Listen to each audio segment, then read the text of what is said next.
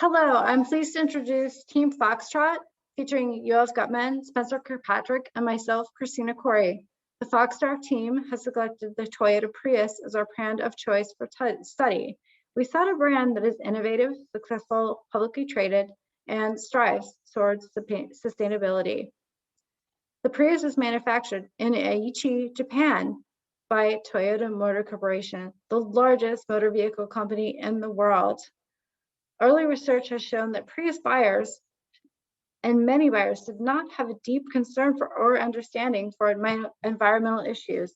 Many buyers instead were purchasing the Prius as a display of economic power, that is, to show that they were at least doing their part for the planet. In terms of the Prius history, again, it was launched in 1997, a long time ago, by Toyota Motor Corporation. It's an important distinction that there are plug-in hybrid vehicles, PHEV, that need both battery power and gas. There are also electric vehicles that is a market that is being capitalized by Tesla. Next slide. Politically, it's very important. There's a new administration as of January 2021. The new administration has pledged to make its fleet of government vehicles completely battery powered, and has in addition pledged to provide battery power charging stations across the country to support this change.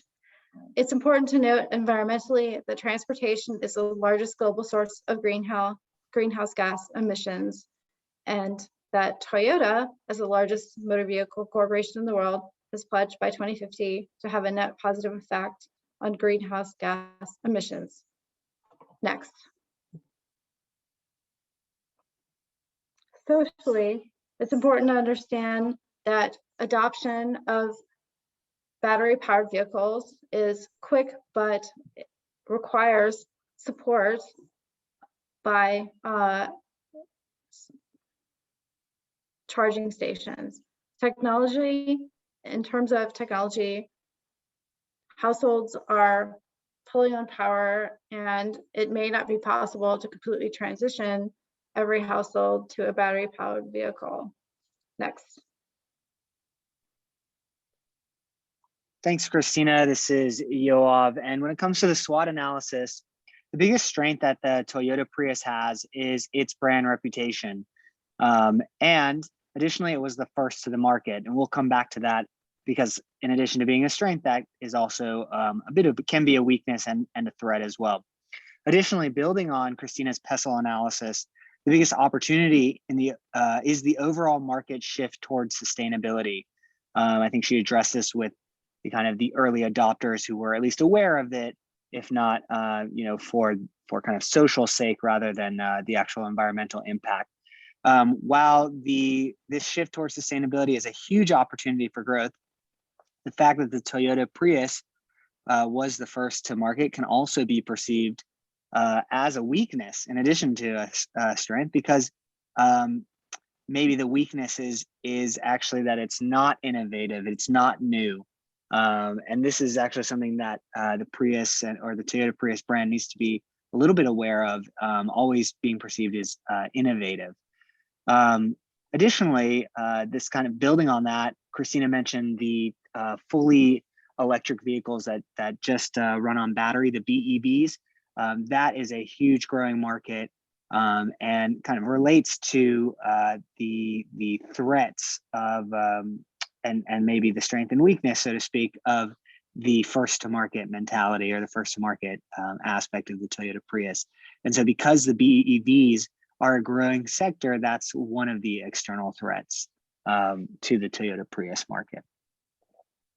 Moving on to the Ansoff matrix, what you can see here are 4 categories or 4 quadrants that make up the Ansoff matrix. Perhaps the biggest product growth opportunity comes from market penetration, further differentiating the Prius as the first hybrid car to the market and keeping its market dominance. Two particular areas where the Toyota Prius can improve its market penetration are leaning into the growing awareness around green buying, especially kind of explaining or even going one step further, giving potential buyers a clear breakdown on the impact of reduced gasoline dependency, both for their personal wallet and family futures, but also for the planet. Additionally, the Prius needs to market itself to a younger audience, and especially to women who are in increasing purchasing power, who have increasing purchasing power. And specifically, the marketing, or it needs to improve its market penetration by targeting 16 to 40-year-olds, also known as millennials and Gen Z, who are just now getting that, coming into that purchasing power. One final area that the Prius can improve its market positioning is through brand extension via the product development quadrant. Specifically, the Prius brand could extend the brand name to SUVs and pickup trucks, which are huge growth sectors for Toyota. Moving on to the BCG framework, we can identify one particular issue under the dogs quadrant, that the Lexus hybrids growth is pretty slow, especially compared to some of the other models and brands within the Toyota and Lexus family. And this is pretty interesting because it's a little bit different than what we're seeing across the board with the Toyota Prius and really Toyota in general. This might suggest that the luxury car audience that purchased the Lexus may not care that much about the hybrid, or they're not in the way that buying the Prius is kind of a public statement, buying a Lexus is as well, and less so the fact that it's a hybrid. So this could be just a dog and something that, Toyota needs to kind of take a step back from, or it's an opportunity to improve its storytelling. Similar to the recommendation on the last slide, perhaps extending the Prius brand name may actually help sales, despite its association with Toyota, and Toyota not exclusively falling into the luxury car category. In general, we can see that the Prius and other hybrid brands that Toyota is introducing under its brand name are stars for the company. So perhaps using what might be perceived as more of the middle class of cars and adding that to the Lexus luxury line, that could help improve sales. So you've heard some of our analysis, and our recommendations are also here on the slide in front of you. And I think one of the biggest things that we'd all kind of reiterate is really leaning into that perceived market of those early adopters who want to show that they're environmentally conscious, kind of separating whether there is an impact or not, but they're really that, they want to show that in their car purchases. And so there's a lot of opportunity both to build a battery electric vehicle and also to extend the Prius brand name to some of the other brands like the 4Runner, which is an SUV, or a truck like the Tundra, and even to visit the Super line, which is a Virgin line, or to figure out what's going on with the Lexus. Nice.